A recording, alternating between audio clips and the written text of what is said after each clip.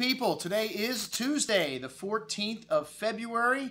Another great month here at the Wine Watch. Looking forward to that Latour tasting coming up here the end of the week. We also have an Italian tasting with Vias Imports tomorrow night.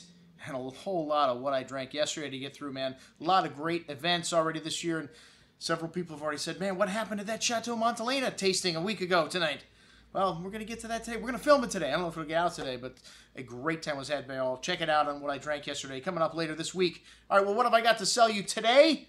One of our favorite wines in the store, the wines of the Southern Rhone. We just did a Southern Rhone tasting just a few short weeks ago, and some outstanding wines from this 2009 vintage. I know you guys have heard me talking about this 2009 vintage throughout France. It is a killer vintage, and one of the things that is unique about it, these wines are all very drinkable. Even the top-level wines, 2009, even though they're very young, showing this incredible richness. And even though they have tannins, the tannins are fairly ripe. All right, well, the two wines, the subject of our email today, two Eric Solomon selections, and two great wines, the Domaine de la Janasse, Terre d'Argile, Côte de Rhone, which Côte de Rhone is kind of a general appellation. You can call wines Côte de Rhone from all throughout the Rhone Valley, and then there's different single areas that they call Côte de Rhones, and like the Baume de Venise, which we have from Château Redortier. This is Terre d'Argile, which is a single vineyard Côte de Rhone, and it lies just outside of the boundaries of the Châteauneuf-du-Pape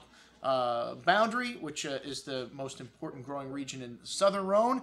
The Châteauneuf-du-Pape, the new house of the Pope. This region was laid its fame to claim when Pope Clement V came here in the 14th century. There was a lot of strife between Rome and when this French cardinal got elected Pope, and he decided to stay in France rather than go to Rome at that time. So he decided to take up shop in Avignon. And like I said, thus the new house of the Pope, Châteauneuf-du-Pape, was born.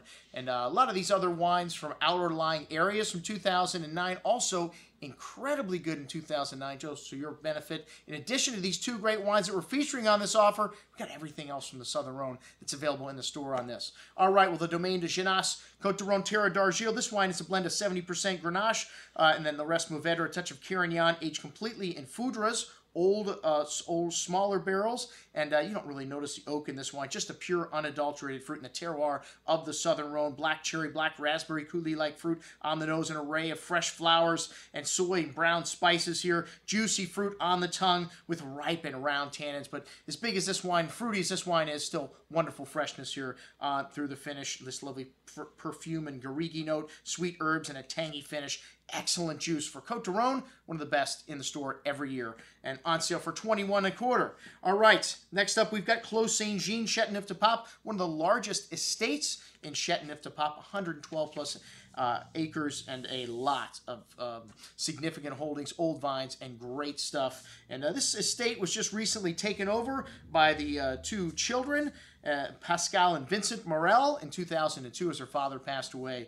But a fantastic vintage, this 2009 as well from them. This has this lovely ripe coulis of raspberry kind of fruit here to this espresso licorice spice, 75% old vine Grenache, 15% Syrah, and a little bit of Cinsault and Mourvèdre here, but you really notice the Grenache even lighter in color than this Janasse wine. Whenever you see a wine that is really light in color, usually you think Pinot Noir, but Grenache also light in color if it's made traditionally. And like I said, just an incredibly intoxicating bouquet here. Even both of these wines are relatively high in alcohol, 15%, 14.5%.